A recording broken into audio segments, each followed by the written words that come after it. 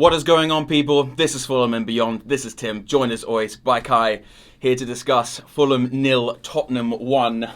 I'm not happy, but we'll get into that later why. Fulham fans already know why. All football fans will fucking know why I'm not happy with this result. But anyway, it's a loss. Another loss in the London derby in the Premier League. But actually, if we look at a positive to start with, we played really well in this game. But to be honest, like usual. Also, you can't really say that we had like a really bad performance in the last games. Yeah, of course we weren't always able to finish like with a win or whatsoever, but we played good. We played consistent. This is very important in my opinion to still have the belief that we can stay in the league. You know what I mean? Yeah, especially when you're playing a top team against like Tottenham, because their front four, like they started with Kane, Bale, Son and Ali. I mean, that's a dangerous front four. So obviously, when you play against a team with that kind of quality and caliber, it's always going to be tough. But for large parts of the game, we outplayed them, in my opinion. And you have to say, especially in the first half, they didn't have much chances. There was like just a header from Kane, I think. And so our defensive line was doing a pretty good job. Yeah. And even the midfield, I thought with Anguissa out, maybe we don't have so much stability, but we had quite good stability in the midfield with Lemina. Even he is a little bit sloppy decisions sometimes, but it was alright, to be honest, Yeah. We'll start with the lineup. So Areola still in goal, like always. Back four pretty straightforward. Had Aina at right back this time, Robinson on the left, Anderson and Tosin Adarabioyo in the middle. Two holding midfielders of Lemina and Reed this time, with Cavallero getting a start on the right. Lookman on the left, Loftus-Cheek down the middle, and Maja up top. Happy with the lineup, or would you have changed a couple of players in that? Of course, you could always discuss to put Anguissa in, because he can always be the player. Yeah. I don't understand the approach from Scott Parker, really, why you don't put Anguissa in from straight away, but I don't know, maybe he thought, okay, Lemina, he's like a player between the what Reed has to do and Anguissa, so just to have like a different midfield presence, a different one, not that you have more presence, but like a different presence in the midfield. He's quite energetic, Lemina, though. And of course, always when you have like a player like Anguissa on the bench, I don't say he's a good bench player, but when you maybe go up 1-0 or whatsoever, or you want to hold the draw, I don't know, then of course you could, even if you are trailing, when you put a player like Anguissa in, he can always have an impact. Yeah. But of course, normally the best 11 should start. He did a different approach this time. Like I said, the only one I would change were Lemina, Anguissa. Yeah. And I was a little bit surprised that the cover Reed was not starting. Yeah, me too. Because, I mean, obviously we're a team that needs goals, and Bobby Reed's still our top scorer, even though he hasn't played the last few games. I thought he would start as well. Yeah. But Lemina started, I think, against Tottenham away, and he did really well in that game. So I think Scott Parker looked back on the first game and thought, right, this worked really well. So Cavallero worked really well against Tottenham last time as well. And not only because of the last game against Tottenham, because Cavallero was the last 2 or 3 games like a player from the bench, and he had in all 3 games, I think, an impact to the game. So he tried to do something, to have some changes, and that's why I think he deserved, or he earned his start this time. That's what I think. Yeah. It was a dodgy decision in that game though, mate. A few, actually. First of all, I want to say about in the first half, the dive from Kane. Yeah. Yeah. So they checked the VR, and when it's clearly not a foul, of course, you can always struggle to stand up in the battle. Fall down, it can be not a foul then, but he's holding his ankle. Feigning an injury. Yeah. So, in my opinion, it should be a yellow card for the striker then. You have to give him a yellow card. And to be honest, you should do it more often. There are so many players that you see that try to get a penalty. Of course, when you fall down, it can happen. You are like in a battle with a defender, you can fall down. But doesn't mean it's a foul. I get it. You can't give everyone who falls down in the box a yellow card. Yeah. But you check the VR, and he's like simulating on the ground, like his ankle or whatsoever is hurting, and then you can see the VR. He's not even touching that part of the leg. So when you see it as a referee, you should give a yellow card, because to give a yellow card like this, avoid more of these situations. Yeah. Because it just encourages players to do it when they're not getting punished for it. And in my opinion, after the game, when Premier League reviews the game and sees a player has completely conned the referee, it should get a match ban. Yeah. If not more. Because you need to do something. You need to, how you said, set an example whatsoever. Yeah. Because otherwise, why shouldn't they try it? Because they have nothing to fear. You know what I mean? Yeah, and it's not even the second one. It's not even a dodgy decision, in my opinion. But I want to ask you about what you think. Like prior to the Maja goal, was it a handball? No, are you fucking mad? Bruh, it was a fucking disgrace. An absolute fucking disgrace. Despicable, disgusting, cowardly decision by a fucking VAR official behind a screen who was fucking out the back of Heathrow or somewhere. How can you justify a handball when your arm is literally against your body and the ball is blasted at you from 2 yards by a defender? He doesn't even make any attempt to block the ball to make his body bigger. He purposefully puts his arms towards his body to make his body smaller. It's a perfectly legit goal. Fucked us. I don't care if you've played football in a World Cup final, Germany against Brazil, or if you've fucking played Sunday League football for your pub against the opposite fucking tennis court team on a fucking Sunday League pitch. I don't care what level you play football. You know that it's not a handball. Every single football player, current or ex, if you ask them now, 100% of them will say that's not a handball. Yet the fucking referees and VAR fucked us and say that's a handball. It's disgrace, mate. And it's a fucking shambles. And that's robbed us again of a point. And who knows, because we were actually by far the better team in that second half. Yeah. If we'd been given that goal, we would have had momentum and we might have fucking gone on to won it. Who do you think is responsible? The VAR team who asked the referee to check it, or the referee who checked it and didn't give the goal? Both as culpable as each other. Because the thing is, when you watch the handball situation live, one Tottenham player half-heartedly appeals. The ref looks at it, doesn't give it. The linesman probably has a better view as well, because the ball blasts against his hand. And the thing is, you can't see, because when you have a look at the box at the linesman, for example, and sometimes, of course, you see what's going on, and you see a hand, like, apart from the body or whatsoever, but you can see nothing. Basically just, I don't know how you say it, straight line of player there, and so that's why he didn't gives the ref notice that it was a handball or whatsoever. But if the ref and the linesman don't give it, and no players, like, it's not like the Tottenham players are going to the ref and saying, "Ref, it's a fucking handball. How have you not seen that?" No Tottenham player even gives a shit. They think they've conceded a goal. Then the VAR feels like they have to get involved. I don't know why they feel like they have to get involved and kill the fucking flow of the game. Because if you slow it down, I mean, it's just a disgrace of a decision. The ball is blasted against him. How can a referee put that on a TV screen internationally? The rest of the world sees what the VAR is seeing.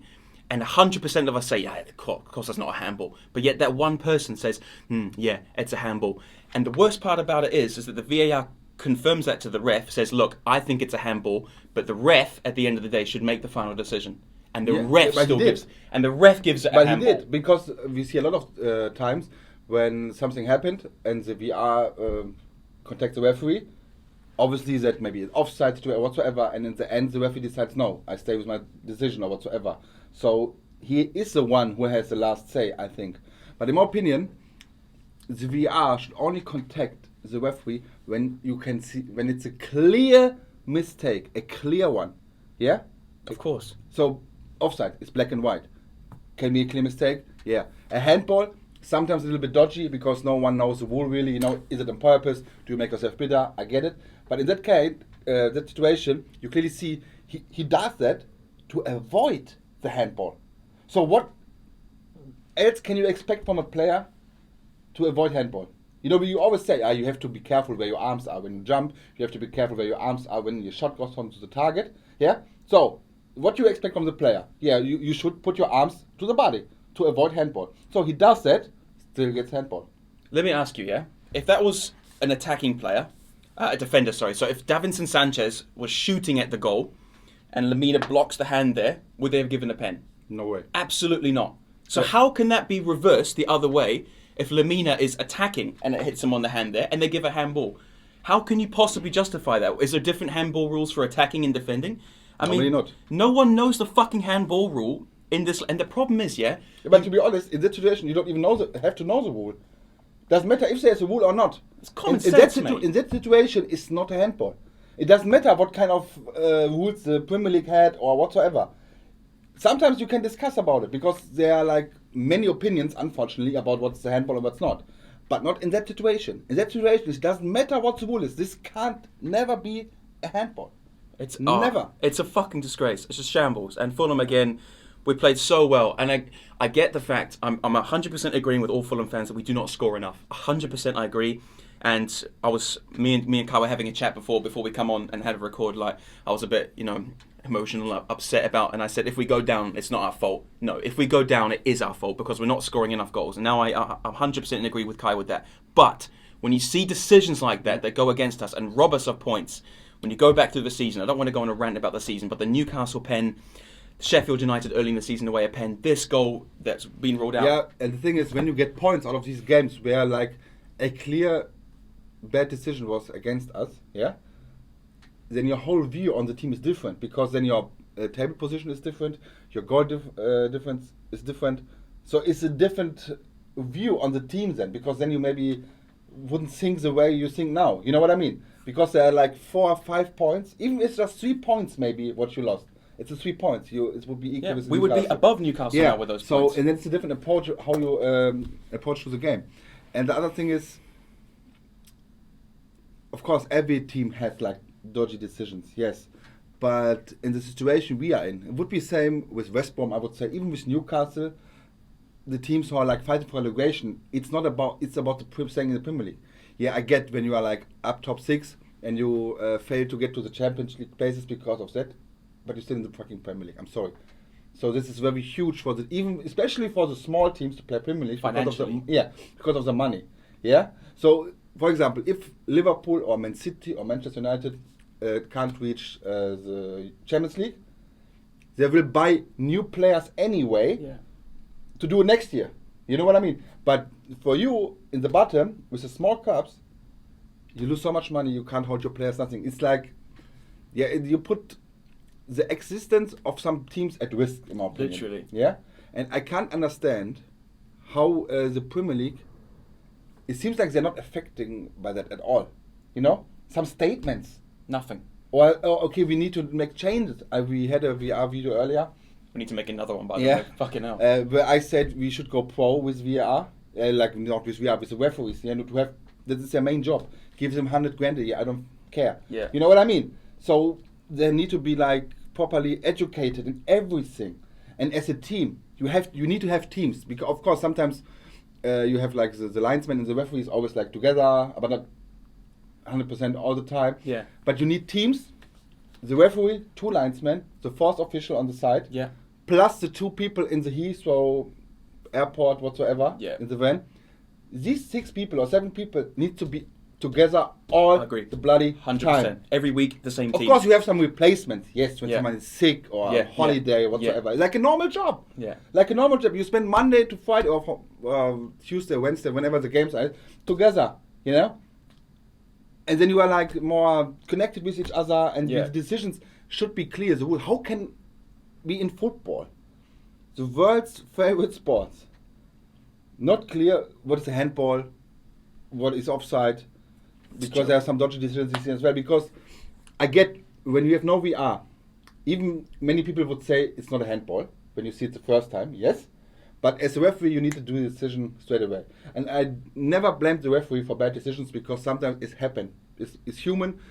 You have to decide so quick. You know what I mean? So, happened. You discuss about it 2 days, and then it's done. You know? But now, the referee looks at the same picture as you. It's handball. When everyone else can see it isn't. How? I don't know. And you weren't even worried when the VR is coming, because you saw the replay already before the referee. Yeah. Don't worry about it. No way, come on. No way, no worry about it. Nice goal. Yeah. Let's pop a bottle of beer or whatsoever. You know what I mean?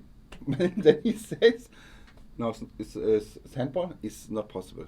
Yeah. And the thing is, like, it happens more often than not in the Premier League. Like, name me one other top league or any league across fucking Europe or the world that has this many controversial issues with VAR. No, I can tell you, like, other leagues, like especially Germany, what I follow, like, the most of the European League, of course there are some dodgy decisions sometimes, or questionable decisions.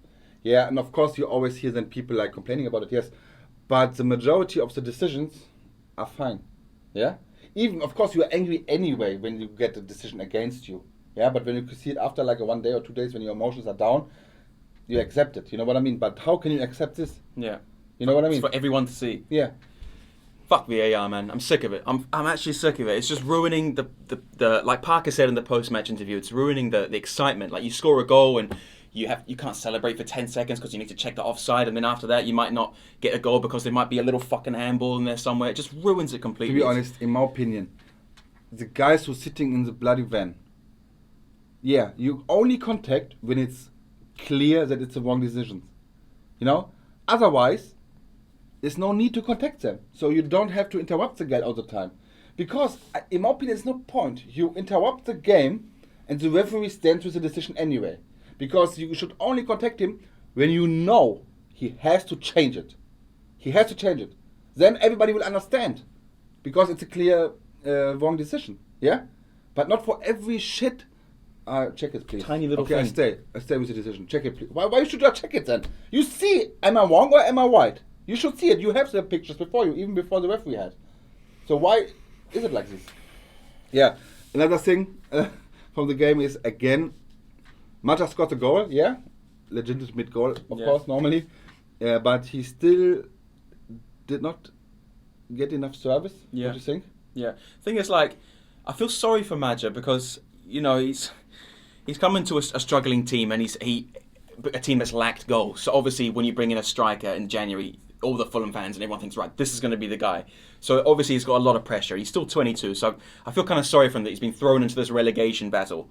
Yeah, he's not getting enough service, I agree. But the thing is, like, when I watch him play, he's not... I don't know if it's a confidence thing or something, but since his first game, when he scored 2 goals, when he was brilliant, by the way, at Everton, since then he's been really, really quiet. And yeah, I worry for Josh Maja because that goal yesterday would have been huge for him because he would have thought, right, I've got my goal. Finally, first goal at the Cottage. You know, I'm back in business. 3 goals now and push on. But now it's been taken away from him. I think I'm just worried for Maja going forward. The next game's Liverpool and Man City that he's not going to get a goal and his form is just gonna die away. You know. To be honest, in my opinion, yeah, the lineup I like it, like the 4-2-3-1. I like it more than with wing backs whatsoever. I like this as well. Yeah. But to be honest, maybe it's possible to do a different approach to get another player to support Maja in the front. Yeah. Are you saying like Mitrovic, like a 4-4-2, or maybe Mitrovic, but you could even like put Caballero next to him. Yeah. Then you have to sacrifice like one defensive midfielder. Yeah. Just because the opposite defenders are so concentrated of our one striker, because we're struggling to score anyway. So everybody knows that. So they think when we can keep out the striker out of the game, we're quite fine. And it is like this, you know, because we are not good enough that our midfielders score so many goals. Lookman, quite good. And Bobby Toravit was not, you know what I mean, but not on a regular basis. Yeah. So just to keep the defenders busy. So because when you're attacking, you can't concede a goal. It's anyway my opinion here. I get that you have to be stability in the back, but just to have some support for him, yeah. Then the defenders are not only focused on him, sondern maybe on Caballero as well, because he will go there. You know, they have to follow him. Then there's more space for Maja or more space for Caballero. You know what I mean? Because even like 1 or 2 assists would help him maybe to get his compliment back. Yeah, definitely. But right now, when he has the ball, there's nobody. Yeah. Nobody to play to, and they're like, he's blocked by 2 or 3 players. You know what I mean? Yeah, and he's 22. Yes, even Mitrovic struggled with that. Even a lot of players would struggle with that. But we don't have like the world-class striker who touches the ball, shoots, and is a goal. That's why we're 18th, mate. No. That's why I'm saying just to help him develop. And even with Mitrovic playing, put someone by his side. I know it's very old-fashioned maybe to play with 2 strikers, because normally we have very offensive midfielders as well. But we have offensive midfielders, but they are not a really danger when it comes to the box or to shoot goals. You know what I mean? Yeah. So I know it's maybe a little bit old-fashioned, because basically nobody plays with 2 strikers anymore. But why not trying? You know, just to keep the defenders from the opposite team busy. And you can see even the top teams defensively, when they get under pressure, they're struggling. Look, Liverpool, Manchester United, Tottenham, yesterday, even without 2 strikers, you know what I mean? And you have a lot of teams who are struggling then. Manchester City, I don't know. Wow, the problem is, but you don't know it because nobody does it. Yeah, because you can't. To be fair. No, I don't say you can't. It's tough. But to be honest, in my opinion, the teams make it Manchester City too easy, because they're not really doing their own game. They try to adapt to Manchester City's game. We have to avoid this, we have to avoid this. No, we need to do this, we need to do this. This should be the approach of the game. And I hope that we will do this as well in Liverpool and Manchester City. Yeah. Because what do you have to lose? When you lose against Liverpool, it's expected. Even if you lose 3-0 or 4-0, that shows the normal quality difference between those teams. So nobody would be surprised. Same as Manchester City. Yeah. So why not just do something? I say it's expected actually, but Liverpool now 5 home games without a win. Yeah, I know, but the problem is now they're even more under pressure than yesterday. Yeah. So it's more dangerous for us. Yeah. If they had won yesterday, they would think, oh, We're back on track. yeah, back on track. Yeah. So you could more take advantage of that. But now it's like, it's harder, in my opinion. 5 home games, 5 losses, sorry, at home for the first time ever in Liverpool history in the Premier League. Yeah. 6 on Sunday, mate. It's possible, but only if we don't try to avoid the things Liverpool might do, because they will do it anyway. Same as Manchester City or the top teams. When you try to avoid things, what should happen, what they do, they will do it anyway, because there's an individual class. Yeah. So we should just try, we go there to win. If we lose Why not? 2-0, but we try to win, who will complain about that? It's Liverpool, it's The the champions of England, mate. yeah. And even like next week against Manchester City, it's like the upcoming champions of England. So if you lose those games, Yeah. but try to shoot goals, try to play your game, so that the opposite team has to adapt to your game, because you put them under pressure. I know our team is maybe not good enough to do it for 90 minutes, but try to surprise them. Do something new. Do something. Yeah. Yeah? Liverpool's defence is really shaky as well, to be honest. Yeah, that's right. Go there to gain something, to get a point or 3 even, because it is possible. Yeah. Liverpool is not unbeatable this season. It's not Yeah. last season. Yeah, definitely. For example. Yeah. You could see it even in the first leg. It was a draw. We should have With won. a little bit of luck, we could have won. Yeah. And even the Manchester City game, yeah, Manchester City is very strong. But like I said, every team plays against Manchester City. Okay, we need to avoid that this happened, that this happened, that this happened. What is the result from this? Manchester City has the ball all the time, and they have the class to score whenever they need to. So don't give them the ball then. Try to put them under pressure, yeah, and then avoid the situations that may be happening about that, but not just waiting for situations to happen. You know what I mean? Yeah, we need to be on the front foot. Yeah. I think if we score first, it could be in But something. that's the point. Because We need to score. Yeah, we need to score first because Liverpool could Yeah. crumble with their mentality at Yeah. the moment. Prediction, mate? You reckon we go there and get a result? Kaistradamus back again, guys? To be honest, I hope. I always want to say I we hope we win. win 3-0. I always want to say we win. Normally, this is the time against Liverpool. I would say we lose. Yeah, but as you know me, I will not predict a loss for Fulham. I go 2-1 Fulham. Win. Yes, to put Jürgen Klopp out of Liverpool, and Sack so him. he can take over the German national team after the Euros. I thought you were going to say Schalke for a second. No, Another coach. No. After we win the title, maybe in Wembley. This would be mental. Not happening, mate. No way. Wait. We'll see. Yeah. then Jürgen Löw will name me step back. Yeah. I have won everything. Get Klopp in there. Yeah. So that's my wish. 2-1 Fulham. I'm going to go 1-0 Fulham. Yeah, I reckon we'll Yeah. win, because I reckon we'll score first and then Liverpool will be shaky and the confidence will drop and they won't score. Let us know what you think, guys. Will Fulham go to Anfield and win on Sunday? I really hope so. We'll take us out of the relegation zone if Newcastle obviously don't get anything against West Brom. So stay tuned for that. On Sunday, we'll be coming with a live match reaction, straight after the game. So until Sunday, from me and Kai, Yes. thank you so much for watching, Thank and you. we'll see you on the next one. Bye-bye. Hey guys, it's me, Kai, and Tim from Fulham and Beyond. Thank you for watching our video, and if you like what you see, maybe you want to subscribe and put the notifications on so you can see more of our content. And we always appreciate a like as well. Yeah, definitely. If you do have any topics that you'd like us to discuss as well, feel free to send us a message on Instagram or comment on our YouTube channel. We'll put the link to that Instagram in the description below. Thanks so much. Thank you.